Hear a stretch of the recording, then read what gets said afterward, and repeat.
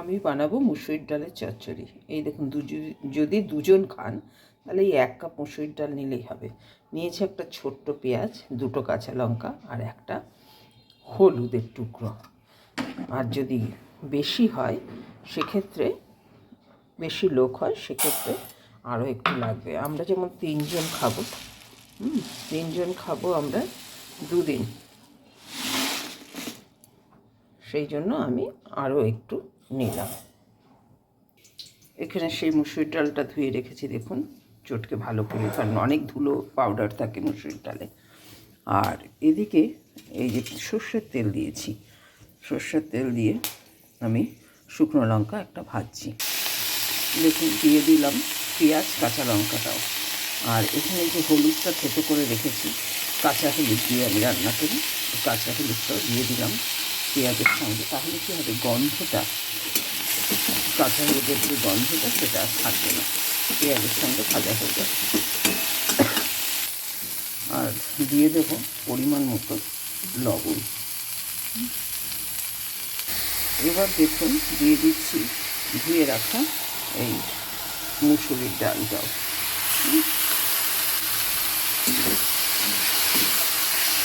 সসপ্যানে গরম জল বসাবো বলে রেখেছি। এই যে মগ, এই মগের 1 মগ জল বসিয়ে দিলাম। এই জলটাই আমি এই ডালটাটা দেব। ডালটা দেখুন লেগে লেগে আসছে। আমি যে বালতিটায় হলুদ থেতো করেছিল সে বাটিতে একটু জল, সেই বাটি হলুদ লেগেছিল, সেই জলটাও একটু দিয়ে দিলাম।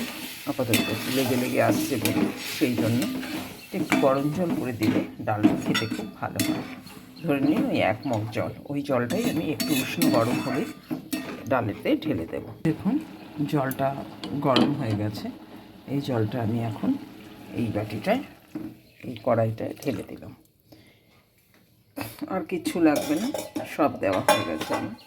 যদি ফেনা আসে তাহলে ফেনাগুলো একটু ফেলে দেবেন। এইভাবে ডালটা শুকিয়ে গেলে, মানে সেদ্ধ হয়ে গেলে আমরা নামিয়ে ফেলবো। আর সেই মুহূর্তে যদি কখনো দেখা যায় যে ডালটা জল শুকিয়ে গেছে, তখন ইচ্ছে করলে আপনি আরেকটু জল দিতে পারেন। সেটাও যদি গরম করে দেন তো ভালো, না হলে ঠান্ডা জল দিয়ে দেবেন। কিন্তু খেতে দুর্দান্ত স্বাদ হয়। এটা হচ্ছে মুসুরির ডাল চচ্চড়ি, এবং ডালটা সেদ্ধ হলেই আমি নামিয়ে ফেলবো। দেখুন ডালটা জল শুকিয়ে এসেছিলো, আমাকে আবার একটু জল দিতে হলো।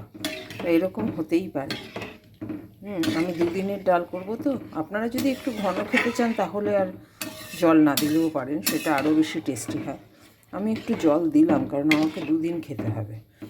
আর অ্যাডজাস্টমেন্টের জন্য একটা মিষ্টি, অল্প একটু একটা বাতাসা দিয়ে দিলাম, যেটা যাতে হোক লবণের সঙ্গে একটু হালকা মিষ্টি হলে সেটার স্বাদটা খুব ভালো হয়। হয়ে গেছে আমার ডাল, একটু গটগটি দিলেই আমি নামিয়ে নেব। দেখুন ডাল ফুটিয়েও গেছে সুন্দর হয়ে, একটু টকবক করে ফুটবে, আমি নামিয়ে নেব।